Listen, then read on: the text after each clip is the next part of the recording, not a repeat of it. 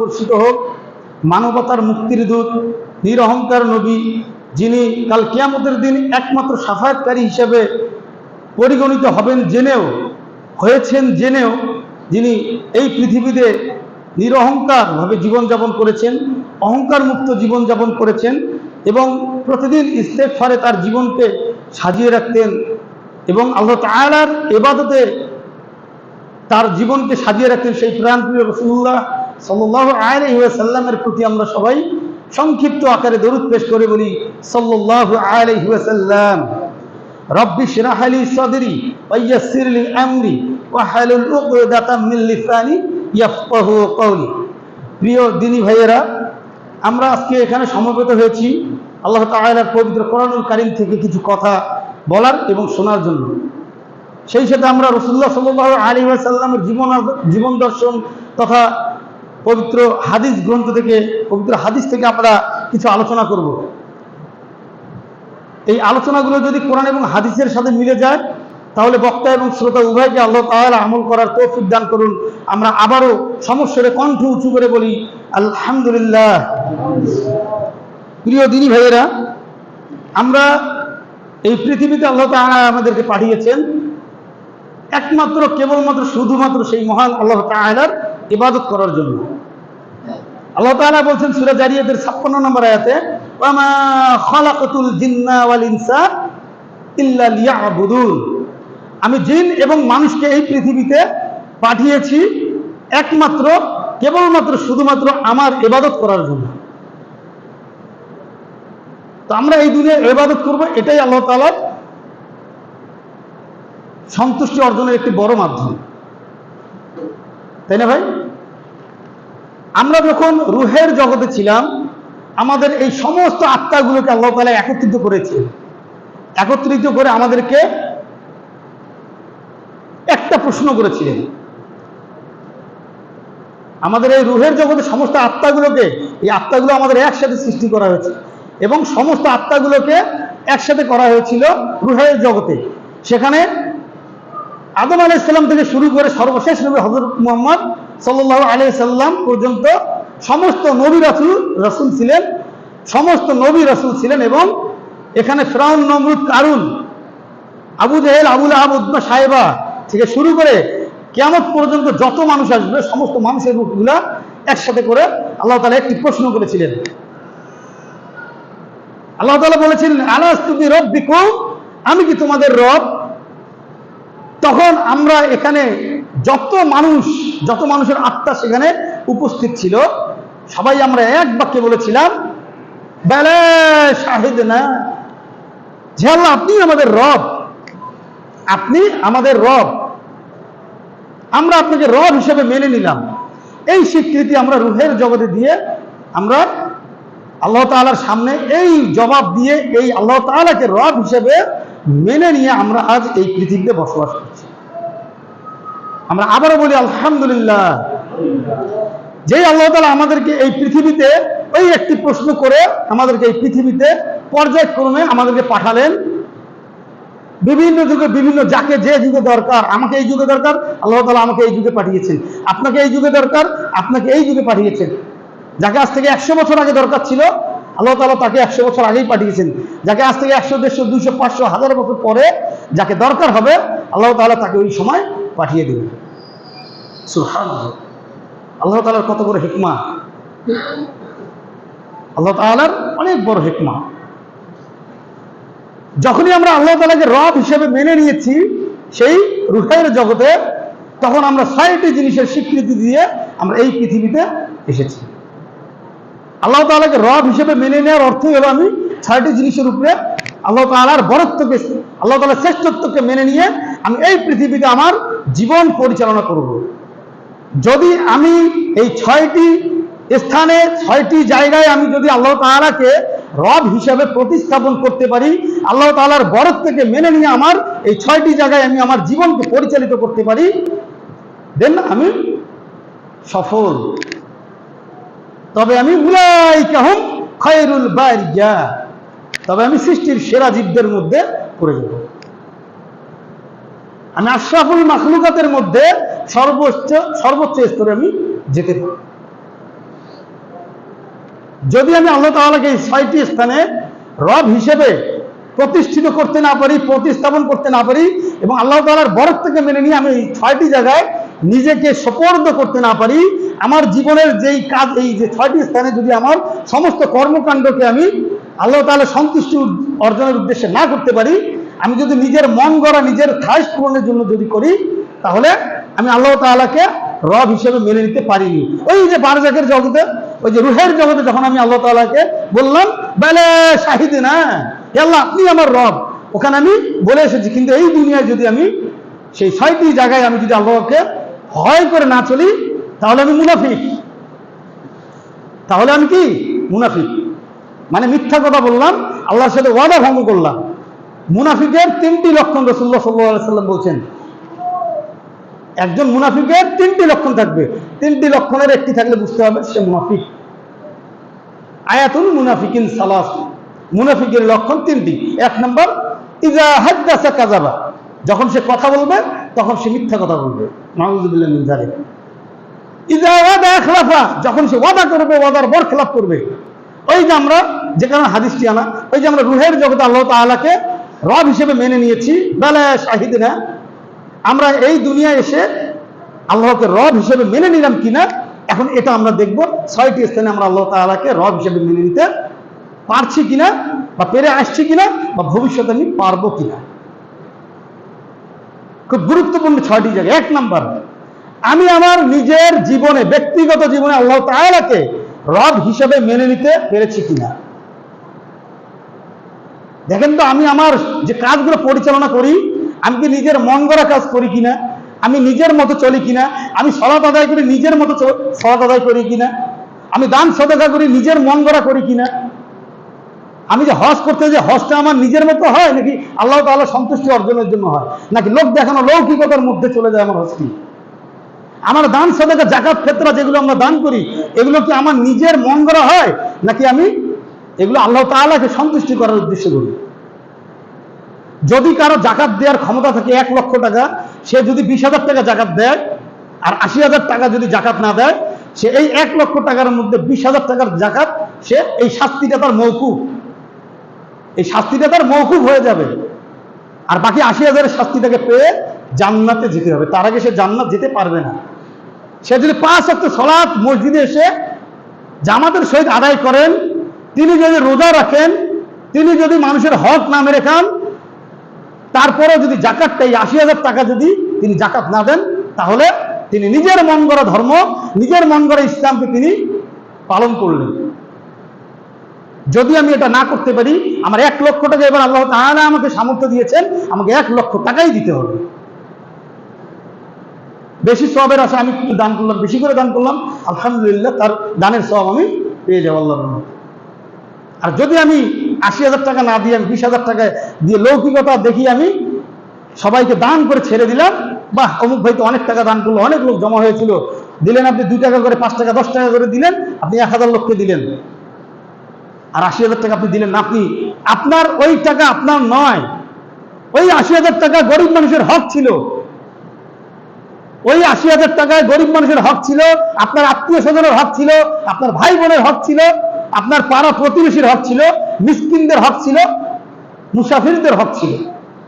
আপনি দিলেন না, আপনি মনে করলেন আমি কামিয়াব হয়ে গেলাম, লোকে দেখলো আমি দান করলাম, জাকাত দিলাম। নো, আল্লাহ তাআলাকে আপনি প্রতিষ্ঠিত করতে পারলেন না আপনার ব্যক্তিগত জীবনে। আপনি সালাত আদায় করলেন, সালাতটা ঠিকভাবে হলো না। আপনি সালাত আদায় করার পরে মন্দ কাজ করছেন, আপনি সালাত আদায় করার পর আপনি জেনা করছেন, ব্যভিচারী করছেন, আপনি সুদ খাচ্ছেন, ঘুষ খাচ্ছেন, ইয়াবা ফেনসিডিল মদ গাঁজার ব্যবসা করছেন, আপনি ইয়াবা ফেনসিল মদ গাঁজা খাচ্ছেন, আপনি অথচ সালাত আদায় করছেন। তাহলে কি হচ্ছে? আমি রব হিসেবে আল্লাহ তাআলাকে প্রতিষ্ঠিত করতে পারলাম না। যদি আমি আমার সালাত আদায় করার পরেও, সালাতটা আদায় করতেই হবে, সালাতের কোনো মাপ নেই। সালাত যদি কেউ বলে আমি সমস্ত ভালো কাজ করছি, আমি সালাত করি না, তাতে কি আমি সমস্ত ভালো কাজ করি, আপনি ঈমানদার না, আপনি ঈমানদার না। রাসূলুল্লাহ সাল্লাল্লাহু আলাইহি ওয়াসাল্লাম বলছেন না যে ব্যক্তিকে তুমি 5 বার মসজিদের দিকে যেতে দেখো, আল্লাহর ঘরের দিকে যেতে দেখো, তাকে তুমি ঈমানদার বলে সাক্ষী দাও, তার ব্যাপারে তুমি ঈমানদার বলে সাক্ষ্য দাও। ঈমানদার, কিন্তু মুমিন হতে পারবো কিনা?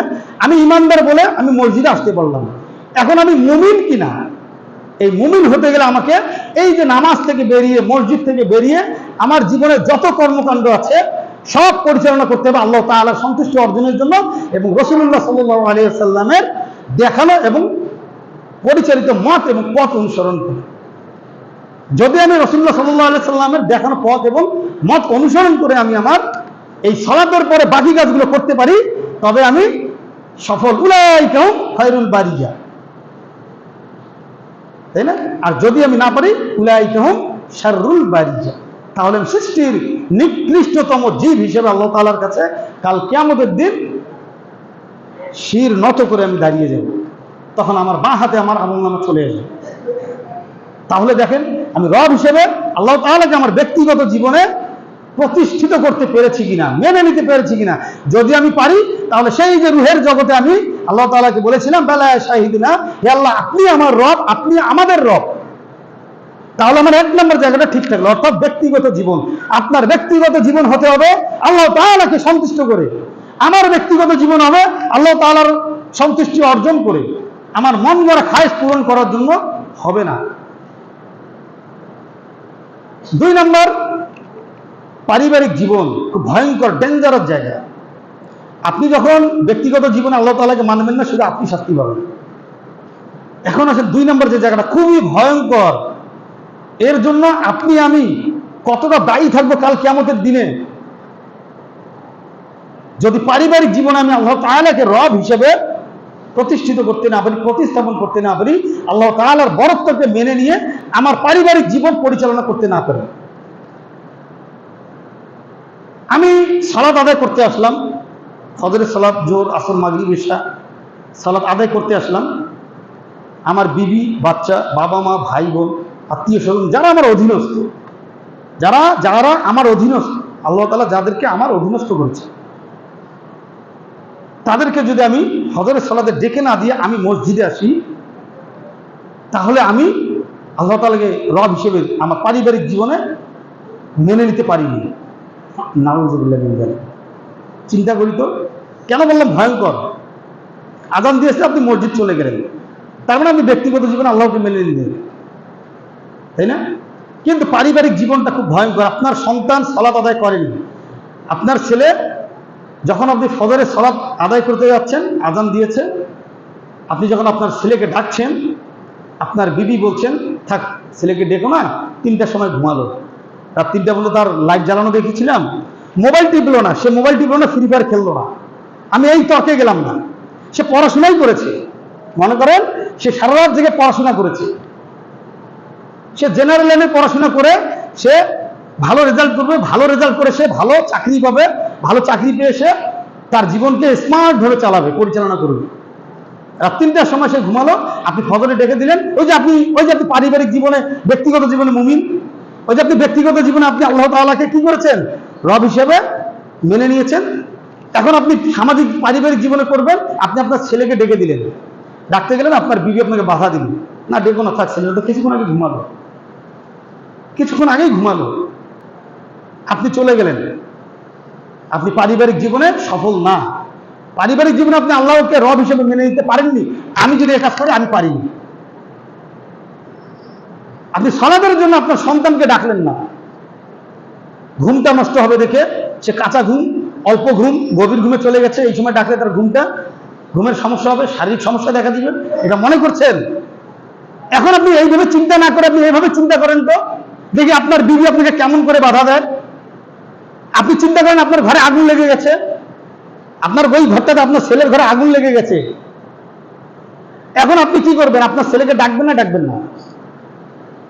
আপনার বিবি বাধা দিবে না, যেও না, থাকো, ঘুমিয়েছে, আগুন লাগছে, যদি কি হয়েছে, ও ঘুমাক, করবেন? পৃথিবীর কোনো বোকা মানুষও করবে এই কাজ? করবে না। তো যে আগুনের জন্য আপনি আপনার সন্তানকে, আপনার জীবন বাজি রেখে আপনার সন্তানকে সেই দগ্ধ আগুনের ঘর থেকে আপনি বাঁচিয়ে নিয়ে আসার চেষ্টা করছেন, আপনার জীবনের তোয়াক্কা করছেন না, আপনার বিবি আপনাকে আর বাধা দিচ্ছে না, যে আগুনের ভয়ে, সেই আগুনের তাপদাহ কতটুকু ভাই? সিম্পল। আর যে আগুনে পুড়তে হবে এই সালাতের জন্য না ডাক দিলে, যে আগুনে পুড়তে হবে আপনাকে এবং আপনার বিবিকে, সাথে আপনার সন্তানকে, আপনার এই সন্তানই আপনাকে কাল কিয়ামতের দিন জান্নাত যেতে দিবে না।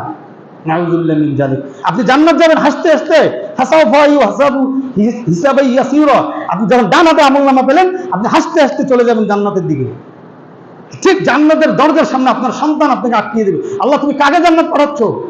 এই পিতা আমাকে সালাতের দাওয়াত দেয়নি, এই পিতা আমাকে হকের কথা বলেনি, আমি সুদ ঘুষ ইয়াবা ফেন্সিডিল মদ গাঁজার ব্যবসা করতাম, আমি এগুলো খেতাম, আমি মানুষের সাথে খারাপ ব্যবহার করতাম, আমি ওর কলার ধরতাম, আমি একে মারতাম, আমি ক্ষমতার পাওয়ার দেখাতাম, আমি অমুক দলের লোক, আমার নেত্রী এত বড়, আমার নেতা এত বড়, আমাকে কিছু বললে আমি পুলিশের ভয় দেখাতাম, আমাকে বাধা দিত না, আমার এই বাবা আমাকে বাধা দিত না, এই মা আমাকে বাধা দিত না, অথবা আমার ভাই আমাকে বাধা দিত না।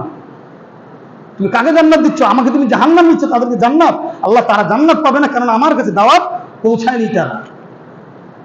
তাহলে আপনি আমি পারিবারিক জীবনে যদি সন্তানকে সালাতের দাওয়াত দিতে না পারি, সন্তানকে হকের কথা বলতে না পারি, সন্তানকে যদি আমি সত্যের পথে নিয়ে আসতে না পারি, সন্তানকে যদি আমি অন্যায় অবিচার অত্যাচার জেনা ব্যভিচারী মদ গাঁজা ইয়াবা ফেন্সিডিল এবং এই মন্দ ইহুদিদের যে কালচার, এগুলো থেকে দূরে সরিয়ে নিয়ে না আসতে পারি, তবে আমি পারিবারিক জীবনে সফল নয়।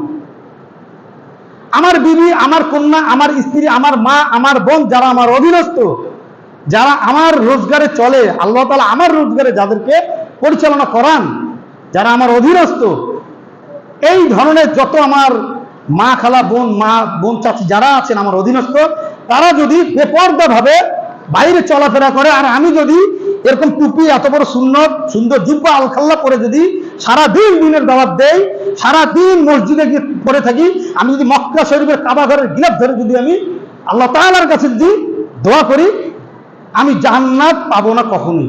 কেননা আমার স্ত্রী বেগানা ভাবে ঘুরে বেড়াচ্ছে, আমার কন্যা বেগানা ভাবে ঘুরে বেড়াচ্ছে, আমার মা ঘুরে বেড়াচ্ছে কিভাবে? বেপরদাশীল হিসাবে। আমি জান্নাত যেতে পারবো? জাহান্নাম আমার জন্য অবধারিত। কেননা তখন আমার এই ইবাদত হবে লৌকিকতা, লোক দেখানো। আল্লাযীনা হুম ইউরাউন, সূরা মাউনে আছে না? ফাওয়াইলুল লিল মুসাল্লিন আল্লাযীনা হুম আন সালাতিহিম সাহুন, যারা লোক দেখানো সালাত আদায় করে, তারা ওই নামাজিরা ধ্বংস হোক, ওই নামাজিরা জাহান্নামের ওয়াইল নামক গর্তে নিপতিত হোক। ওই নামাজিদের জন্য জাহান্নামের ওয়াইল নামক গর্তটি আমি সুন্দরভাবে তৈরি করে রেখেছি। আল্লাহ তাআলা বলছেন, যারা লোক দেখানো সালাত আদায় করবে, লোক দেখানো ইবাদত করবে, যারা লৌকিকতাকে মেনে নিবে, যারা আল্লাহ তাআলা সন্তুষ্টি অর্জনের জন্য ইবাদত করবে না। নাউযুবিল্লাহ মিন যালিক। রাসূলুল্লাহ সাল্লাল্লাহু আলাইহি ওয়াসাল্লাম বলছেন, অনেক ভয়ঙ্কর একটি হাদিস, প্রতিটা হাদিসেই ভয়ঙ্কর। প্রতিটা হাদিসকে যদি আপনি উপলব্ধি করতে পারেন, তাহলে আপনি মানতে পারেন সহজ, না মানতে পারলে আপনার জন্য কাল কিয়ামতের দিন খুবই ভয়ঙ্কর হিসেবে উপস্থাপন হবে আপনার সাথে। রাসূলুল্লাহ সাল্লাল্লাহু আলাইহি ওয়াসাল্লাম বলছেন, লা ইয়াদখুলুল জান্নাত, সে জান্নাতে যাবে না। আদ-দায়ুস, এবার একটা এমন আছে, আদ-দায়ুস লা ইয়াদখুলুল জান্নাত, দায়ুস কখনো জান্নাতে যাবে না। দায়ুস কারা? এই যে বললাম, আমার স্ত্রী, আমার কন্যা, আমার মা, আমার বোন, আমার খালা, আমার চাচি, যারা আমার অধীনস্থ, তারা যদি বেপরদাশীল ভাবে ঘুরে বেড়ায়, তারা আমাকে দায়ুস বানাচ্ছে, আমি দায়ুস। নাউযুবিল্লাহ। চিন্তা করেন একবার, চিন্তা করা যায় একবার, আমরা নিজেরা কিভাবে দায়ুস হয়ে যাচ্ছি। সৌদি আরবের মধ্যে খুব জঘন্যতম একটি গাল, মুখের খারাপ না, আমরা আমাদের মধ্যে অনেকে মুখের ভাষা খারাপ করে না, গালি বলে না, গালি। সৌদি আরবিয়ানদেরকে যদি বলা হয় দায়ুস, মানে যদি বলে যে তুমি একজন দায়ুস, মানে এটা তাদের কাছে সবচেয়ে নিকৃষ্ট গালি তাদের কাছে। দায়ুস কখনো জান্নাতে যাবে না। তাহলে এখন চিন্তা করেন, আমার মা বোনরা, আর মা বোনদেরকে উদ্দেশ্য করে বলছি, আপনারা যাদের অধীনস্থ তাদেরকে দায়ুস বানায়েন না, একটু পর্দার সাথে চলেন। আজকে চাকরির নামে বলা হচ্ছে কি, মেয়েদেরকে আমরা ঘর থেকে বের করে নিয়ে আসবো, তাদের অধিকার। আরে ভাই, ইসলাম আপনাদের অধিকার এত সুন্দরভাবে দিয়েছে। ইসলাম, অন্যান্য ধর্মের যারা, তারা তো তাদের ধর্মকে মানেই না, তারা ইসলামের বিরোধিতা করার জন্য মেয়েদেরকে ঘর থেকে বের করে এনে গাড়ির বিজ্ঞাপনে দিচ্ছে, বিভিন্ন সোনো পাউডার কসমেটিকের বিজ্ঞাপনে দিচ্ছে, ফেসবুকে বিভিন্ন অ্যাডগুলোতে দিচ্ছে, তাদেরকে একদম নিকৃষ্ট স্থানে নামিয়ে তাদেরকে নগ্ন করে মানুষের সামনে রিপ্রেজেন্ট করছে। আর ইসলাম এটা করেছে? ইসলাম আমাদের মা বোনদেরকে সম্মান দিয়েছেন, সম্মান দিয়েছেন। আপনি আপনার স্ত্রীকে, আপনি আপনার বোনকে, আপনি আপনার অধীনস্থ যারা ফুপু খালা চাচি যারা আছেন তাদেরকে মসজিদে আসতে দিলেন না, অথবা বাজারে যাওয়ার জন্য উৎসাহিত করলেন। নাউজুবিল্লাহ। কোথায় পেলেন এই দলিল? কোথায় আমরা পেলাম এই দলিল যে মসজিদে আসতে দিচ্ছি না সালাত আদায় করার জন্য, অথচ আমরা কি করি? বাজার গেলে, হাটে বাজারে ঘাটে গেলে আমরা কোনো কথা বলি না, বাহ আমার স্ত্রীর কাছে সুন্দর লাগছে। মানুষের হক আছে দেখার। দেখুন অনেকে আবার কি করে জানেন, তার স্ত্রী সুন্দর একটু, সেই স্ত্রীকে একটু সাজিয়ে গুজিয়ে কি করে, মোটরসাইকেলের পিছনে নেয়, গাড়িতে নিতে হেঁটে বেড়ায় বেপর্দা ভাবে। তাহলে পারিবারিক জীবনে আমি আল্লাহ তাআলাকে রব হিসেবে মেনে নিতে পেরেছি? পারি। 3 নম্বর হলো সামাজিক জীবন। সমাজ জীবনটা হতে হবে আমার আল্লাহ তাআলাকে রব হিসেবে মেনে নিই। আমার সমাজে একজন সালাত আদায় করে না, তাকে আমার বেদাতের গল্প শোনালে লাভ হবে ভাই? বেদাতের গল্প আমি যদি বলি যে মোনাজাত করা বেদাত, আমি যদি বলি রফুলে দেন করো তুমি, রফুলে দেন করলে সওয়াব আছে, আমি যদি বলি যে নামাজের পর তুমি আয়াতুল কুরসি পড়ো, রাসূলুল্লাহ সাল্লাল্লাহু আলাইহি ওয়াসাল্লাম বলেছেন, এই গল্প তাকে শুনিয়ে লাভ আছে যে সালাত আদায় করে না? সর্বপ্রথম কাজ, সে আমার সমাজের একজন বাসিন্দা, মুসলিম ভাই, সে সালাত আদায় করে না, তাকে মসজিদে নিয়ে আসবো। সে হানাফি না আহলে হাদিস সেটা দেখার দরকার নেই, আগে থেকে সালাতে নিয়ে আসবো, নিয়ে আসার পরে তাকে হাদিস খুলে দিব, দেখো তুমি সালাত আদায় করো। তাকে হাদিসটা খুলে দিব। তুমি যে মদ গাঁজা খাচ্ছ তার সাথে খারাপ ব্যবহার না করে, তিরস্কার না করে, তাকে আমি গা মাথা হাত পা শক্তি হয়ে বলি, একটু মেরে দিয়ে বলি যে ভাই তুমি এটা খাচ্ছ, এটা ভালো না, এটা ভালো না, তুমি এটা খাইও না, এটাতে যাইও না, এটা মন্দ কাজ, তুমি চলো সালাত আদায় করো, আজান দিয়েছে সালাত আদায় করো। তাকে হিকমার সাথে বুঝান, দেখবেন সে 1 দিন 2 দিন 3 দিন 4 দিন হাল ছাড়বেন না, সালাতের দাওয়াত দিতেই থাকবেন। সালাত এমন একটা ইবাদত, এটা এত বড় জিকির যেটা আল্লাহ তাআলা সবচেয়ে প্রিয়, যার কারণে আল্লাহ তাআলা প্রত্যেক অবস্থায় শুধু জ্ঞান হারানো এবং জ্ঞান না হওয়া, অর্থাৎ ঘুমানো, এই 2 সময় শুধু সালাত আপনার জন্য মাফ করা আছে, তাও কি পরিপূর্ণ মাফ না। আপনার ঘুম ভেঙে গেছে, আপনার এখন ওয়াক্ত হয়ে গেছে, আপনার জ্ঞান নাই, আপনার জন্য সালাত মওকুফ, জ্ঞান ফিরেছে, আপনি আবার সালাত আদায় করবেন। আপনি যুদ্ধের তরবারি চলছে এক হাতে, আপনার মুখ দিয়ে তাকবীর চলবে। আপনি গাড়িতে আরোহণ করছেন, আপনি নামার সুযোগ পাচ্ছেন না, ওই অবস্থায় সালাত। আপনার অজু করার মতো অবস্থা নাই, আপনাকে ওইখানে তায়াম্মুম করে অজু, ওইভাবে সালাত। আপনার শরীর নাপাক হয়ে গেছে, গোসল ফরজ হয়ে গেছে, আপনি গোসল করতে পারছেন না, ওয়াক্ত শেষ হয়ে যাবে, মাগরিবের সালাতের ওয়াক্ত হয়ে গেছে, আপনি গোসল করতে পারছেন না, কি করবেন এখন? বাসায় গিয়ে গোসল করে তারপরে সালাত আদায় করবেন? তার মানে মাগরিবের ওয়াক্ত কাজা হয়ে গেল, শেষ। ওই অবস্থায় যদি গোসল ফরজ হয়, ওই অবস্থায় আপনার জন্য সালাত তায়াম্মুম করে সালাত আদায় করে বাসায় গিয়ে গোসল করবেন।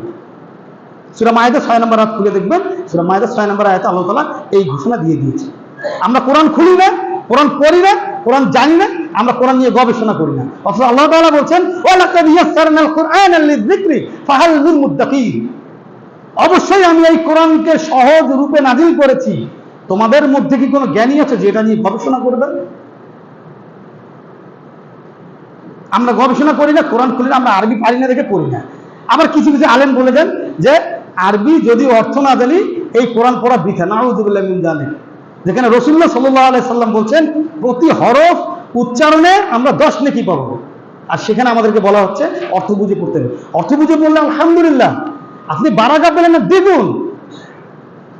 আর অর্থ যদি আমি না জানি পড়বো না, আমি সূরা ফাতিহা আমার উচ্চারণ ঠিক নাই, আমি আলহামদুলিল্লাহ জায়গায় বলি আমি আলহামদুলিল্লাহি রাব্বিল আলামিন আর রহমানির রহিম, এভাবে পড়তে আমার হবে না। আল্লাহ তো বলছেন যদি কেউ কেরাতও না জানে শুধু আল্লাহু আকবার বললেই সালাত হয়ে যাবে। সুবহানাল্লাহ, কত সুযোগ সালাতের।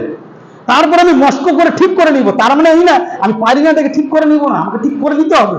আলহামদুলিল্লাহ, আউযু বিল্লাহি মিনাশ শাইতানির রাজিম, বিসমিল্লাহির রহমানির রহিম, আলহামদুলিল্লাহি রাব্বিল আলামিন আর রহমানির রহিম। এই উচ্চারণ সুন্দর করে রাত্তিনিল কুরআনা তারতিলা, আল্লাহ তাআলা বলছেন তোমরা কোরআনকে তেলাওয়াত করো তারতিলার সাথে, সুন্দরভাবে শুদ্ধ উচ্চারণ করলে ভালো।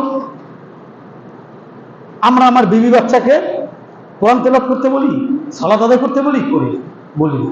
আমরা সমাজ জীবনে কোরআনের ব্যাখ্যা দেই না, আমরা সমাজ জীবনে কোরআনের প্রচার ঘটাই না, প্রচার প্রসার ঘটাই না। তাহলে একজন ভাই কিভাবে মদ গাঁজা খাওয়া ছাড়বে? সেদিন একটা দাসে বলছিলাম যে যারা গাঁজা খায়, দেখেন সামাজিক জীবনটা কিভাবে অবক্ষয়ের দিকে যাচ্ছে। যারা গাঁজা খায় তারা কি বলে জানেন? গাঁজা খাওয়া জায়েজ। কিভাবে বলে শুনেন? বলে যে এটি তো আল্লাহ তাআলার তৈরি, এখানে কোনো কেমিক্যাল ব্যবহার করা হচ্ছে না, এটা সরাসরি আল্লাহ তাআলার তৈরি, আমরা আল্লাহ তাআলার প্রাকৃতিক জিনিসটা আমরা প্রাকৃতিকভাবে পাচ্ছি, বানিয়ে খেয়ে নিচ্ছি। কত বড় জাহেল, কত বড় জাহেল। শুয়োর কার তৈরি ভাই? শুয়োর কে সৃষ্টি করেছেন? সাপ কে সৃষ্টি করেছেন? তো এগুলো খান না কেন? এগুলো বলবো নাউযুবিল্লাহি মিন যালিক, এগুলো হারাম, এগুলো কোরআন দ্বারা সাব্যস্ত, এগুলো হারাম, এগুলো খাওয়া যাবে না। আর গাঁজা কি খাওয়া যাবে? রাসূলুল্লাহ সাল্লাল্লাহু আলাইহি ওয়াসাল্লামের স্পষ্ট হাদিস, কুল্লু মুসকিরিন খামরুন ওয়া কুল্লু খামরিন হারামুন। প্রত্যেক নেশাজাত দ্রব্যই মদ এবং প্রত্যেক মদই হারাম। আরেক হাদিসে বলছেন, মা আকসারা কাসীরুহু ফাকালিলুহু হারামুন, যেটা বেশি খেলে মস্তিষ্কের বিকৃতি ঘটবে সেটা অল্প খেলেও হারাম। এখন আপনি জর্দা খাবেন? জর্দা, সিগারেট, গুল, তামাক এগুলো খাবেন? আপনাদের এই অঞ্চলটা তো তামাক দিয়ে ভর্তি, তাই না? আপনারা তো সমাজবাসী এক হতে পারেননি, সমাজে আপনারা রব হিসেবে আল্লাহ তাআলাকে মেনে নিতে পারেননি। চেষ্টা করতে হবে। তার মানে না দেখেন লাঠি সোটা নিয়ে একদম হামলা করবে, বিষয়টা এমন না, হিকমার সাথে বুঝাতে হবে। হ্যাঁ, ট্রেডিশনালি ব্যবসা অনেকে থাকতে পারে, আবার বলি না যে ব্যবসা বন্ধ করার জন্য আসছি, দাওয়াত দিতে আসি, দাওয়াত, দিনের দাওয়াত এগুলো। তো যাই হোক, কথা বললে কথা পারে। তো আমার পারিবারিক জীবনে আল্লাহ তাআলাকে রব হিসেবে মেনে নিতে পারবো তখনই যদি আমি ইসলাম প্রচার এবং প্রসারের জন্য দাওয়াতের রূপে থাকবো। এক ভাই পথভ্রষ্ট, তাকে আমি পথের দিকে নিয়ে আসবো, তবেই আমি পারিবারিক জীবনে, সামাজিক জীবনে আল্লাহ তাআলাকে রব হিসেবে মেনে নিতে পারবো। 4 নাম্বার, আরো ভয়ঙ্কর জায়গা, আপনার অর্থ উপার্জন, আয়। এই 4 নাম্বার হলো আপনি কিভাবে ইনকাম করছেন, আপনার আর্থিক জীবনে আল্লাহ তাআলাকে রব হিসেবে মেনে নিতে পারছেন কিনা। হারাম ভাবে ইনকাম করা টাকার স্বাদ ছেড়ে দেওয়া খুব কষ্টকর। যারা অবৈধ পথে ইনকাম করেন তাদের এই ইনকামের টাকা, এই যে ব্যবসাটা, এটাকে তো ব্যবসা বলবো না, এটা মন্দ কাজ। যাই হোক, এই মন্দ কাজটি ছেড়ে দেওয়া তাদের জন্য খুবই কষ্টকর। এই কাজটা তারা সহজে ছেড়ে দিতে পারেন না, তারা পারবেন না, খুব সহজে ছেড়ে দিতে পারবেন না। একজন যদি সুদ খায়, ধরেন একজন সুদ খাচ্ছে, সে সুদ খেয়ে প্রতিদিন 50,000 টাকা ইনকাম করছে, তাকে যদি এখন বলেন যে ভাই তুমি সুদ খাওয়া ছেড়ে দাও, তোমার তো বিকল্প আরেকটা ব্যবসা আছে, তুমি ওটা দিয়ে হালালভাবে জীবন পরিচালনা করো, সে এক কথায় বলবে যে নতুন হাদিস নিয়ে আসছে, নতুন হুজুর আসছে, নতুন ফতোয়া নিয়ে আসছে, আপনি আপনার কাজ করেন, বলে না? তাকে আপনি ছাড়াতে পারবেন না। একজন বেদাতিকে বেদাত ছাড়াতে পারবেন, আছে না? আগে তো অনেকে মিলাদ করতো না, কিন্তু ছেড়ে দিয়েছে এখন। বেদাতিকে বেদাত ছাড়াতে পারবেন, কিন্তু একজন সুদখোরকে সুদ খাওয়া ছাড়াতে পারবেন না। আলহাকুমুত তাকাসুর হাত্তা যুরতুমুল মাকাবির, এই যে হাদিস, এই যে সূরাটি, সূরা তাকাসুর, কাদের জন্য জানেন? যারা বৈধভাবে টাকা ইনকাম করে প্রতিযোগিতায় লিপ্ত থাকে তাদের জন্য। সাহাবীরা যখন এই মানে কার কত টাকা এগুলো নিয়ে গল্প করছিলেন, তখন রাসূলুল্লাহ সাল্লাল্লাহু আলাইহি ওয়াসাল্লাম এই যে বললেন না যে তোমরা কি কি করছো, তখন একটা হাদিস বললেন যে ততক্ষণ পর্যন্ত তোমরা এই দুনিয়ার ভোগ বিলাস থেকে দূরে থাকতে পারবে না যতক্ষণ পর্যন্ত কবরের মাটি তোমাদের মুখে দেওয়া না হবে। আর আল্লাহ তাআলা বলছেন আলহাকুমুত তাকাসুর হাত্তা যুরতুমুল মাকাবির, যে তোমরা যখন কবরস্থ না হবা যতক্ষণ পর্যন্ত, ততক্ষণ পর্যন্ত তোমাদের এই দুনিয়ার বাড়ি গাড়ি ভোগ বিলাস এগুলোর প্রতি প্রতিযোগিতা তোমাদের থামবে না। ইলমাল ইয়াকিন মানে কি? ইলমাল ইয়াকিন মানে কি? বিচার দিবসের উপর বিশ্বাস রাখতে হবে নাকি? কিয়ামত আসবে, কুল্লু মান আলাইহা ফান ওয়া ইয়াবকা ওয়াজহু রাব্বিকা যুল জালালি ওয়াল ইকরাম। সূরা আর রহমান আল্লাহ তাআলা বলছেন যে কিয়ামত দিবস আসবে, বিচার দিবস আসবে, বিচার হবে, আপনার আমার সবার বিচার হবে, যারা জিন এবং মানব জাতি সকলের বিচার হবে, সকলের বিচার হবে, আমাদের হতেই হবে। আর এই আকীদা যদি আমাদের না থাকে তাহলে কি হবে জানেন? আমরা বেঈমান হয়ে মৃত্যুবরণ করব। নাউযুবিল্লাহি মিন যালিক। আল্লাহ তাআলা আমাদেরকে হেফাজত করুন, আমরা সবাই বলি আমিন। তাহলে যদি বিচার দিবসকে অস্বীকার করি তাহলে আমরা বেঈমান হয়ে যাব। এখন দেখেন এই বিচার দিবসটা কেমন, ইলমাল ইয়াকিন মানে কি, কিরকম বিশ্বাসটা কিরকম, আপনি আমি কেউ বর্ণনা করতে পারবো? কোনো ভাষায় এটা প্রকাশ করতে পারবো? পারবো? আচ্ছা বলেন তো, রসগোল্লার স্বাদটা কেমন? মিষ্টি, তাই না? মিষ্টির স্বাদটা কেমন কে বলে বুঝাতে পারবেন? কে লিখে বুঝাতে পারবেন? তিতা, তিতা, এই তেতো স্বাদ কেমন, টক কেমন, আমরা বলে বুঝাতে পারবো? পারবো না। কিন্তু যখন আমরা বলি আমি একটা মিষ্টি খেলাম, আমার মাথায় আমার অবচেতন মন বলে দেয় হ্যাঁ মিষ্টি এরকম, আমার অবচেতন মন বলে দেয় টকটা এরকম, আমার অবচেতন মন বলে দেয় যে তিতাটা এরকম। কেউ লিখে পড়ে বুঝাতে পারবো? তো কিয়ামত তো আমরা এখনো দেখিনি, আমরা অনুধাবন করি, কেউ বলতে পারি? কিন্তু আমরা যেটা অনুধাবন করি সেটাও না।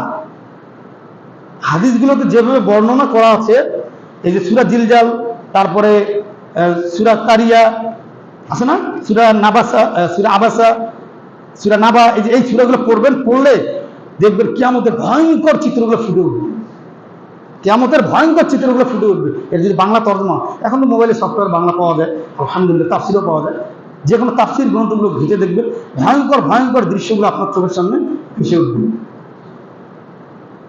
তাহলে আর্থিক জীবনে আমি আল্লাহ তাআলাকে মেনে নিতে পারলাম কিনা, আমার ইনকাম কোন পথে যাচ্ছে, এই ইনকাম আমি কার জন্য করছি, যে স্ত্রী সন্তান বাবা মা ভাই বোনদের জন্য করছি। আপনি এখন চোখ বন্ধ করেন, চোখটা এখনই বন্ধ করেন, আপনার এই পৃথিবীর মতোই চলবে। আপনার স্ত্রী সন্তান কন্যা মেয়ে ছেলে বাবা মা ভাই বোন আত্মীয় স্বজন সবাই সবার মতোই চলে যাবে, সবাই সবার মতোই চলবে, থাকবেন না শুধু আপনি, থাকবেন না শুধু আপনি। এই যে ইনকাম করছেন, ইনকামটা হিসাব করতে হবে। সহিহ হাদিস, তিনটা জিনিস আপনার, বাকি সব অন্যের।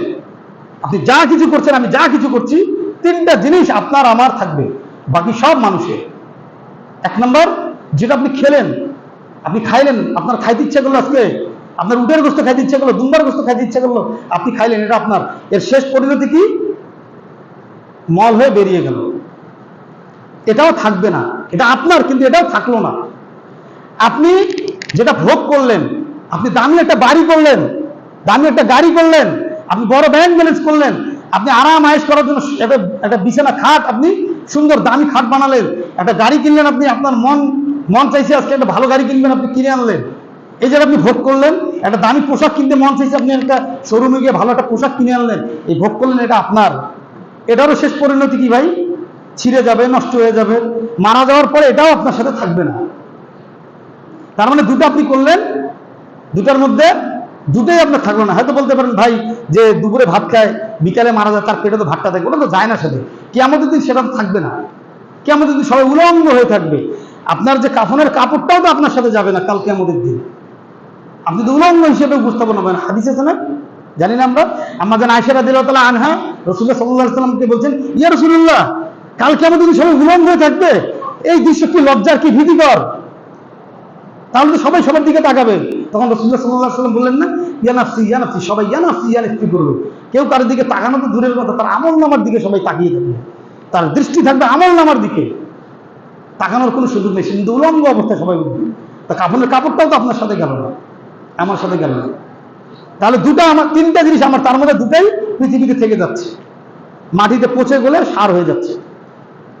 একটি থাকবে আপনার এই জগৎ এবং পরজগৎ, সেটি হলো আমল। আপনি সকালে ঘুম থেকে উঠলেন আর ঘুমাতে গেলেন, এর মধ্যে যা কিছু করলেন, যদি সেই মহান আল্লাহ তাআলাকে সন্তুষ্ট করে হয়, যেটাই করবেন।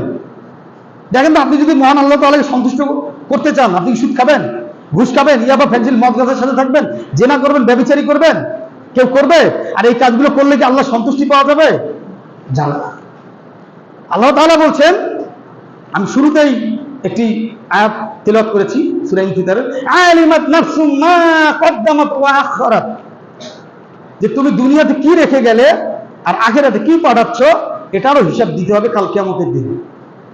তারপরে আয়াতে আল্লাহ তাআলা বলছেন, ইয়া আইয়ুহাল ইনসানু মা গররাকা বিরাব্বিকাল কারীম, হে মানব সকল, আল্লাহ তাআলা আক্ষেপ করে বলছেন, হে মানব সকল, কিসে তোমাদেরকে গাফেল করে রাখলো তোমাদের রবের নিকট থেকে। নাউযুবিল্লাহি মিন যালিক, আল্লাহ তাআলা বলছেন। তার মানে আমাদেরকে গাফেল করে রাখবে, কিছু না কিছু আমাদেরকে গাফেল করে রাখবে, তাই না ভাই? এই আয়াত তাই বলছে। কি কি গাফিল করে রাখে? মন্দ কাজ। তারপরে এখন তো সবচেয়ে বড় মাধ্যম আমাদেরকে গাফিল করে রাখার হলো এই যে মোবাইল, ফ্রি ফায়ার, পাবজি, নাটক, সিনেমা, অশ্লীল কাজ, ইহুদি খ্রিস্টানদের কালচার। এখন তো এই যে আসার সময় দেখে আসলাম পূজা হচ্ছে, পূজা 3টা কি 4টা দোকান দেখলাম, ছোট জায়গায় পূজা হচ্ছে অল্প পরিসরে, 3-4টা দোকান দেখলাম, সবগুলোই মুসলমানের ছেলেরা দোকান দিয়েছে। আপনি যে মূর্তি পাহারা দিতে বললেন, আপনি মুফতি সাহেব মূর্তি পাহারা দিতে বললেন, ঠিক আছে, আপনার ছেলেরা, আপনার মুসলিম ভাইয়েরা এখন মূর্তি পাহারা না দিয়ে মূর্তি বিক্রি করছে। সবগুলো দোকানে দেখলাম মূর্তি, ছোট ছোট মূর্তি, তাদের বিভিন্ন দেবদেবীর, মানে তাদেরকে যারা দেব মনে করে সেই মূর্তিগুলো তারা সাজিয়ে মুসলমান সন্তানরা বিক্রি করছে। পথভ্রষ্ট। এই ছেলের বাবা যদি 5 ওয়াক্ত সালাত আদায় করে, হজ, যাকাত, দান সদকা করে, তিনি কি জান্নাত যেতে পারবেন? আল্লাহ তাআলা কোরআন এবং হাদিস বলতে পারবে না। আল্লাহ তাআলা আল্লাহু আ'লাম, যদি আল্লাহ তাআলা নেন, আল্লাহ তাআলার ইখতিয়ার। অথচ আল্লাহ তাআলা বলছেন, ইয়া আইয়ুহাল্লাযিনা আমানু কুলু মিম্মা ফিল আরদ হালালান তাইয়্যিবা ওয়া লা তাত্তাবিউ খুতুওয়াতিশ শাইতান ফাসতানিবুহু লাআল্লাকুম তুফলিহুন। সূরা বাকারার 168 নম্বর আয়াত। আল্লাহ তাআলা বলছেন যে তোমরা হালাল খাও, হালাল ইনকামটা হালাল করো। রাসূলুল্লাহ সাল্লাল্লাহু আলাইহি সাল্লাম বলছেন, সেই 1400, 1450, 1500 বছর আগে রাসূলুল্লাহ সাল্লাল্লাহু আলাইহি সাল্লাম সেই যুগে থেকে এই যুগের কথা বলছেন। কি দেখেন, যে ইয়াতি আলান নাসি জামানুন মা আখাযা মিনহু বালিল মারউ, আমার উম্মতের মধ্যে এমন একটি জামানা আসবে, যে জামানায় মানুষ কিভাবে ইনকাম করবে, হালাল ভাবে করবে না হারাম ভাবে করবে, এটা তো দেখার বিষয় না। মানুষ কিভাবে ইনকাম করবে, আয় করবে। রাসূলুল্লাহ সাল্লাল্লাহু আলাইহি সাল্লাম বলছেন আজ থেকে 1500 বছর, ইয়াতি আলান নাস বালিল মারু, ইয়াতি আলান নাস জামানুন বালিল মারু মা আখাযা মিনহু আমিনাল হালালি আম মিনাল হারাম। যে এমন একটা যুগ আসবে, এমন একটা জামানা আসবে, এমন একটা সময় আসবে যখন আমার উম্মতরা হিসাব করবে না কোথা থেকে ইনকাম করছে, ইনকামটা হালাল হচ্ছে নাকি হারাম হচ্ছে। তাহলে এগুলো হিসাব করতে হবে আমাদেরকে। আমাকে 25 পর্যন্ত সময় দেওয়া হয়েছে, আমি 25-এর আগে ইনশাআল্লাহ শেষ করব, 25-এ নামাজ শুরু করব। তো যাক, আমাদেরকে হিসাবগুলো করতে হবে। আমরা হিসাব করি। আরো 2টি জায়গা আমি বলার সময় পেলাম না, সেটি হলো আপনার রাষ্ট্রীয় জীবনে আল্লাহ তাআলাকে রব হিসেবে মেনে নিতে হবে। আমরা তো দেখছি আমাদের রাষ্ট্রের কি অবস্থা, আমাদের রাষ্ট্র কিভাবে চলছে। যেই সরকার আসুক কোনো লাভ হবে না, আমাদের মুসলিম উম্মার কোনো লাভ হবে না যতক্ষণ পর্যন্ত কোরআনের শাসন প্রতিষ্ঠা না পাবে, রাসূলুল্লাহ সাল্লাল্লাহু আলাইহি সাল্লামের আদর্শ না প্রতিষ্ঠিত হবে, ততক্ষণ পর্যন্ত আমাদের এই মুসলিম উম্মার কোনো কাজে আসবে না। যে সরকারই আসুক, যত ভালো মানসিকতার মানুষই আসুক। আপনি কিছুদিন আগে যে সরকার ছিল তার অবস্থা দেখেন, আর আজকের যে সরকার তার অবস্থা দেখেন, কি অবস্থা। যাক, এগুলো হিসেব নিকেশে যাচ্ছি না, এগুলো রাজনৈতিক ব্যাপার। আর 6 নম্বর হলো আপনার সারা পৃথিবীতে আপনি দিন প্রচার করছেন কিনা, আপনার দিনের দাওয়াত দিচ্ছেন কিনা। আপনি ফেসবুকে একটা ইসলামের আপনার হাদিস ছেড়ে দেন, আপনি ফেসবুকটাকে আপনি ইসলামের বাহক হিসেবে নেন, ফেসবুকটাকে ব্যবহার করেন, ইসলাম প্রচারের কাজে ব্যবহার করেন, কোরআনের একটা আয়াত নেন, দিয়ে সুন্দর করে ওটি আপনি প্রচার করেন, একটা হাদিস প্রচার করেন। সারা বিশ্বে যত মুসলমান আছে, যারা বাংলা বোঝে তারা দেখলো, ইংলিশে দেন, যারা ইংলিশ বোঝে তারা ইংলিশটা পড়ে নিল, আলহামদুলিল্লাহ। তাহলে এটাকে ভালো কাজে করা যায়। অনেকে বলে ইউটিউব, ফেসবুক এগুলো কি, দিন প্রচার, আপনি দিন প্রচার করেন, দিন প্রচারের জন্য আপনি মোবাইলটাকে ব্যবহার করেন। আল্লাহর মধ্যে পাপ হবে না। কোনো আলেম এখন বলছেন না যেটা পাপ হবে। ইহুদিদের কালচার নেওয়া যদি সেটা ভালো হয়, সেটা নেওয়া জায়েজ আছে। খ্রিস্টানদের কালচার যদি সেটা ইসলাম সম্মত হয়, নেওয়া জায়েজ। আলেম ওলামারাই বলছেন, আমি বলছি। এটা কি ইহুদিরা বানিয়েছে না, খ্রিস্টানরা বানিয়েছে না? এগুলো তো ব্যবহার করা জায়েজ আছে। আমরা কি চিনতাম বড় বড় আলেমদেরকে? চিনতাম না। অনেক হাদিস আমরা জানতাম না, শিরক কি, বেদাত কি, অনেক পাপ আমরা জানতাম না, এখন এগুলো জানছি, আলহামদুলিল্লাহ। আল্লাহ তাআলা আমাদের সবাইকে বুঝে শুনে আমল করার তৌফিক দান করুন, এবং যে কথাগুলো বললাম যদি কোরআন এবং হাদিসের সাথে মিলে যায়, আমরা সেগুলো আমল করার চেষ্টা করব। আল্লাহ তাআলা আমাদেরকে সবাইকে বুঝে শুনে আমল করার তৌফিক দান করুন। আমরা সবাই বলি আমিন।